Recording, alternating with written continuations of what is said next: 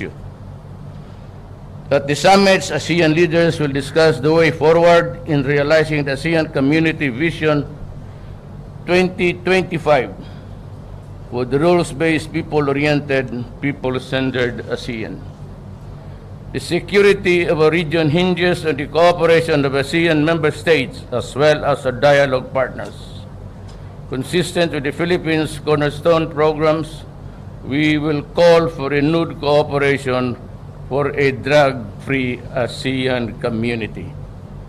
The summits will also be an excellent opportunity to underscore the importance of the rule of law and peaceful settlement of disputes.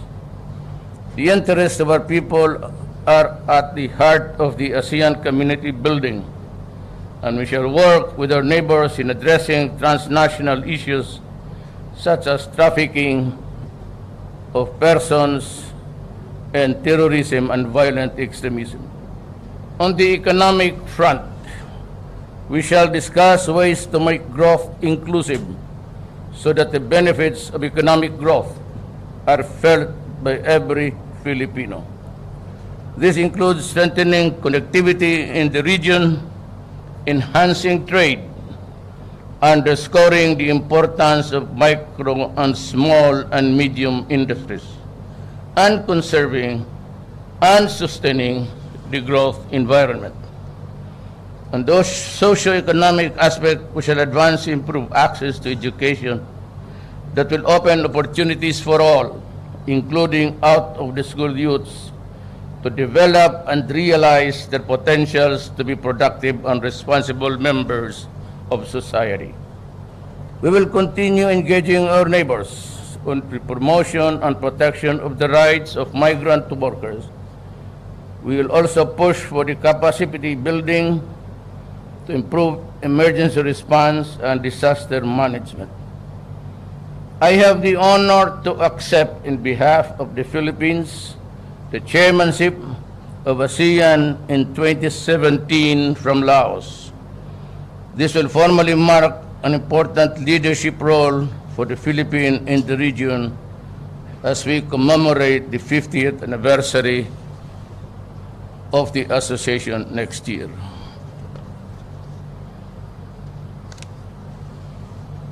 After ASEAN summits, I will proceed with my working visit to Indonesia to discuss bilateral issues impacting our relationships. Upon my return, I will report on the gains that the Philippines achieved during the visits. Daghang salamat. Wa pa mo'y merienda? Hindi mo makpak, luya siguro mo. Any questions? I'll give you a few for clarification on this statement only. Do not rumble onto politics. It's too far away. Yes, we accommodate the... Good afternoon, sir. Jerome Morales from Reuters News.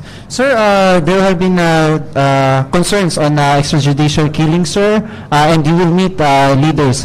Any line of communication that we have prepared to address this issue in front of our other foreign leaders? Extrajudicial killing? Yes, human rights. To whom shall I address myself to? And who will be asking the questions? May I know? Like Obama, sir? Like Obama. You know, the Philippines is not a vassal state. We have long ceased to be a colony of the United States. Alam mo, marami dyan mga sa kolumnista, they look upon Obama and the United States as if we are the lapdogs of this country. I do not respond to anybody but to the people of the Republic of the Philippines. Wala akong pakialam sa kanya. Who is he? When as a matter of fact, at the turn of the century, before the Americans left the Philippines in the pacification campaign of the Moro in this island, there were about 6 million ang population ng Moro. How many died? 600.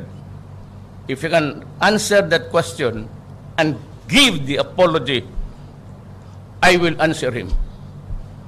I am not beholden to anybody. May mga kolumnista dyan na wait until he meets. Who is he? No, I am a president of a sovereign state, and we have long ceased to be a colony. I do not have any master except the Filipino people. Nobody but nobody. You must be respectful. Do not just throw away questions and statements. Putang ina, mumurahin kita dyan sa forum na yan. Mga ganun na yun. Tell that to everybody. Ito mga kolumnista, para ba akong tinatakot? Anak ka na.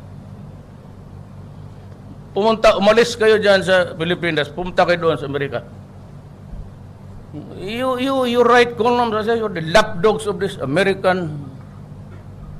Who is it to confront me? As a matter of fact, he has America has one too many to answer for the misdeeds in this country. Hanggang ngayon, hindi pa tayo nakatigil ng apology niyan. That is the reason why Mindanao continues to boil. Sabi mo, that was the last century. Yang wounds na yan from generation to generation. As a matter of fact, we inherited this problem from the United States. Why? Because they invaded this country and made us their subjugated people. Everybody has a terrible record of extrajudicial killing. Why make an issue about fighting crime? Nahingi na niya maubos-ubos yan sa Mexico border niya. Look at the human rights of America along that line. The way how they treat the migrants there. Masyado kayong believe sa Amerika. Bumilib kayo dito sa atin, Amerika.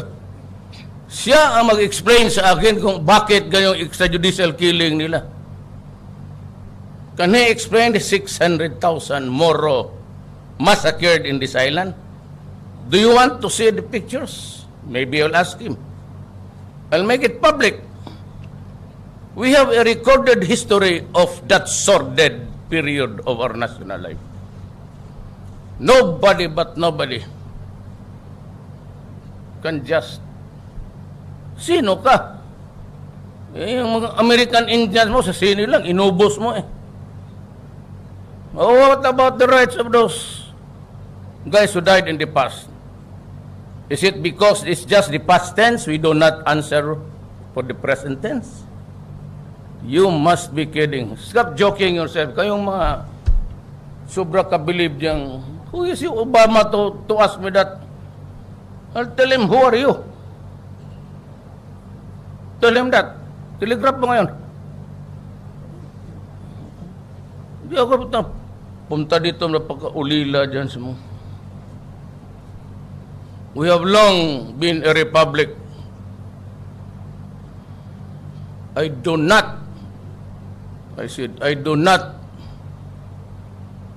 kneel down before anybody else except the Filipino in Quiapo walking in misery and in extreme poverty and hunger.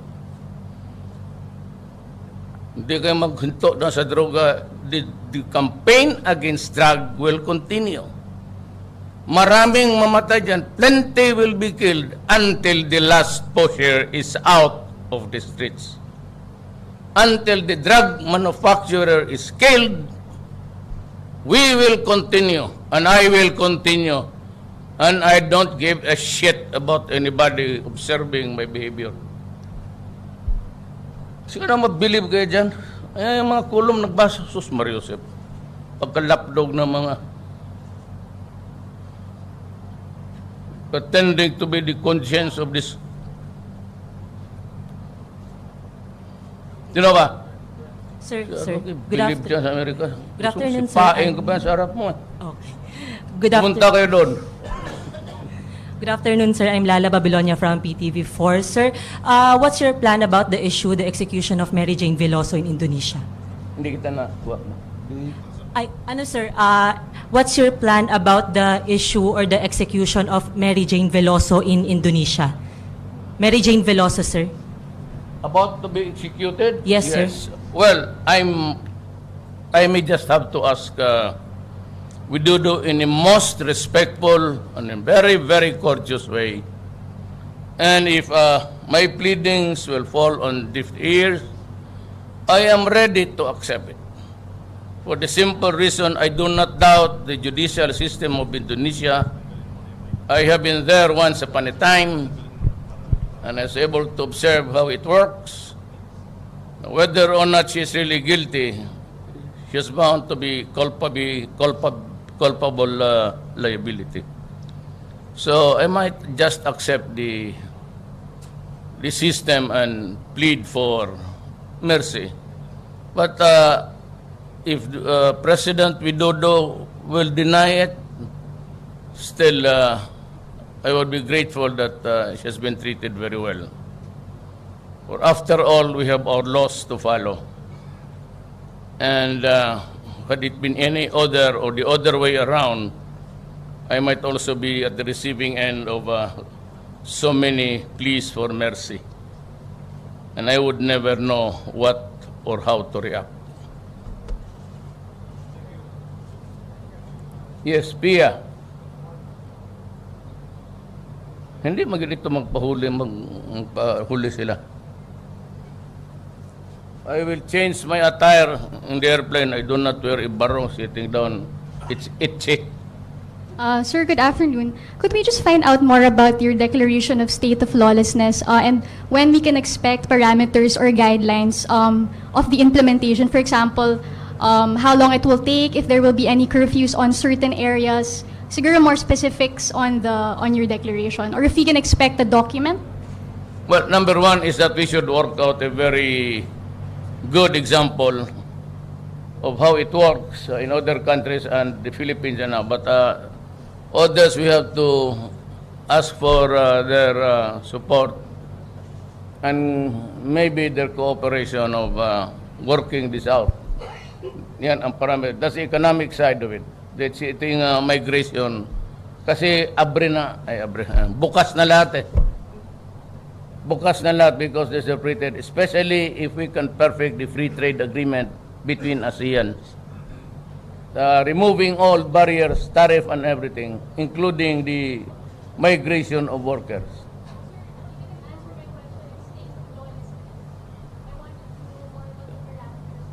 Wala mang lawlessness doon, yung lang man sa dito, tayo yan. I will not discuss it with them. I will not discuss it with them. I thought I said, they better talk on the economic side.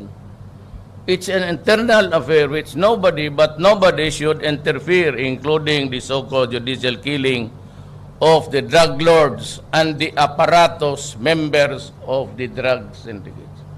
It will continue.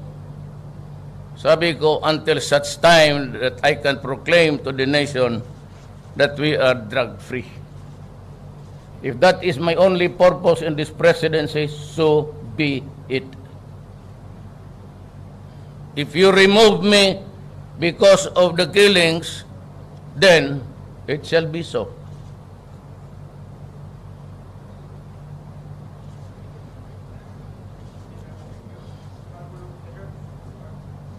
Again, I would like to, there are a lot of you so much about extrajudicial killing, then connect it with Obama. No, I do not want to pick a quarrel with Obama, but certainly I would not appear to be beholden to anybody.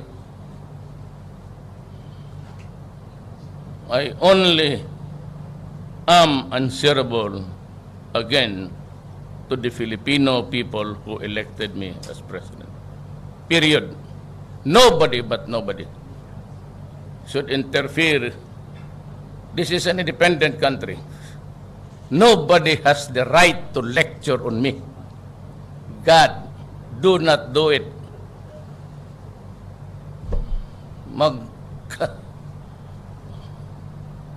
Gusto mo, the right word, magkababuyan tayo doon. Ginawa mo sa akin yan. I do not accept that proposition that anybody is superior than me. We're supposed to be equal there. My country might be small, hardly keeping up with the economic problems, but I will not allow myself to, insultuhin mo yung Pilipino. But there are others who has the mental capacity of dogs who laugh at the ass of the Americans. Salamat. Ikaw ang mamulo para sa pagbabago. Sawa na ang bayan ko sa magnanakaw na tao.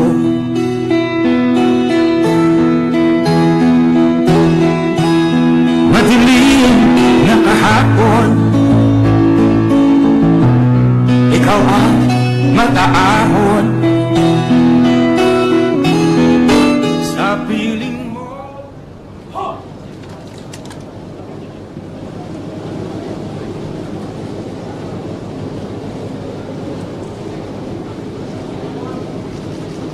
Pwede. Hold. Yes, sir. Thank you. Thank you.